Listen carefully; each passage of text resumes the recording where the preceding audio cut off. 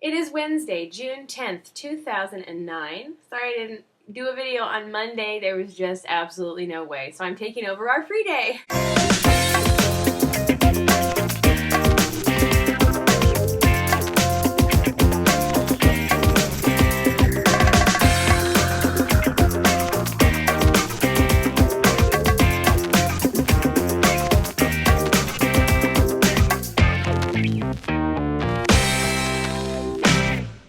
So welcome to the Weight Loss Losers. This week the question is, who do you look to for motivation or inspiration while you're losing weight? This is a hard question, and I don't really know why necessarily you'd want to know who I look to. So I'll tell you why I look to that person, and hopefully that'll help you maybe find a person or thing that can inspire you. There's no one person. Obviously, I watch so many people on YouTube that just get me pumped up and fired up to lose weight and get it done, get the workout done, get the calories under control. I mean, that is sort of what we're all around here doing for one another, right? Keeping each other accountable and interested in losing weight. But I'm not going to list any of those people because that's not honestly who I look to. When I need inspiration, this is what I do.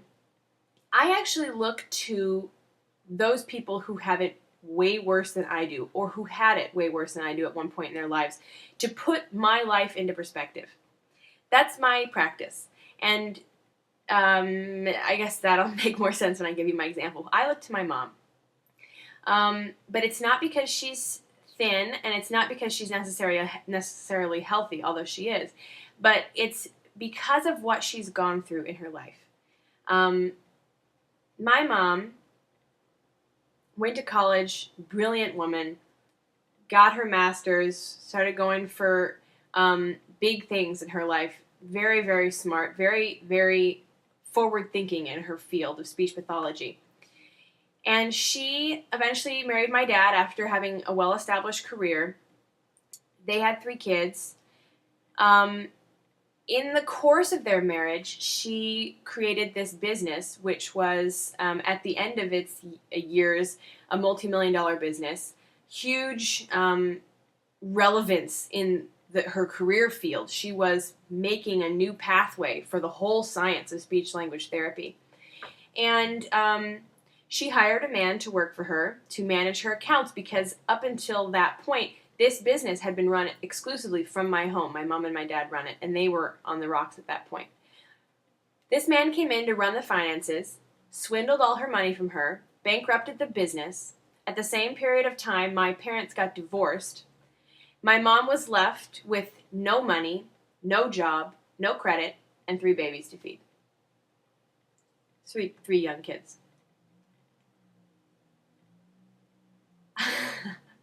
And I remember those years.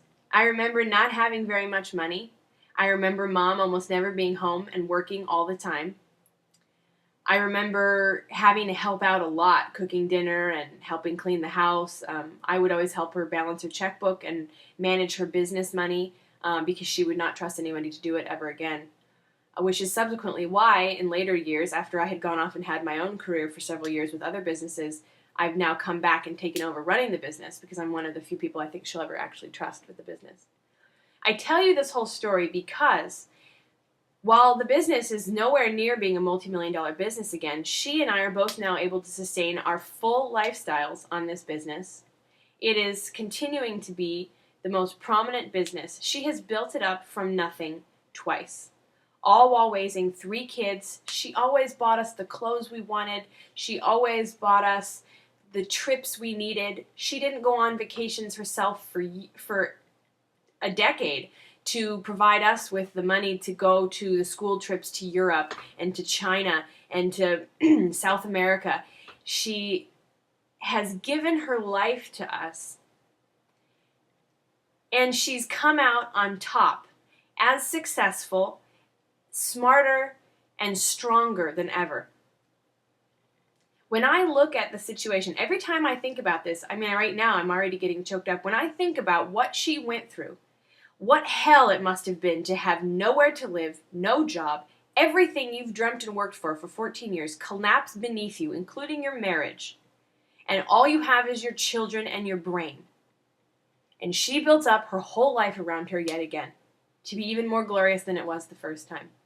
When I think of all that shit she went through and all that struggle and the amount she could do, I think, here I am, working a job I love and doing things I love, and my biggest struggle is that I'm fat. My biggest complaint is I don't want to work out today. My biggest frustration is that I want to eat more chocolate and my plan doesn't allow for it. It just puts things into perspective for me. It just makes me go, oh, shut up and quit your whining. And that's what I kind of need, is some sort of story to click in my mind to tell me, shut the F up. Just shut up and get over yourself because you don't have it that bad. That's what really motivates me. And plus, on the other side of that, thinking about the struggles she went through and how hard she had to work for what she wanted makes me want to work harder for everything I want in my life. When I think of how hard I would work if my life depended on being thin, like not just in a medical sense, but like somebody was going to shoot me if I didn't lose X amount of weight per month, that's fire under your butt. I try to kind of approach my weight loss the same way. Like, it is of dire importance that I handle this right now. Because imagine how much of dire importance it was for her to work, to find a job when she had to feed us and herself, when she had to house us and clothe us and send to school all us children and maintain her life, have car insurance. She had a fire under her butt to make life happen, and I have to have that same fire under me to make weight loss happen. I generally look to situations that make me realize how trivial mine is, and remind me just how hard you have to work sometimes for the things that you really want. So thanks for listening to me ramble. I will see you next week on Monday. Bye!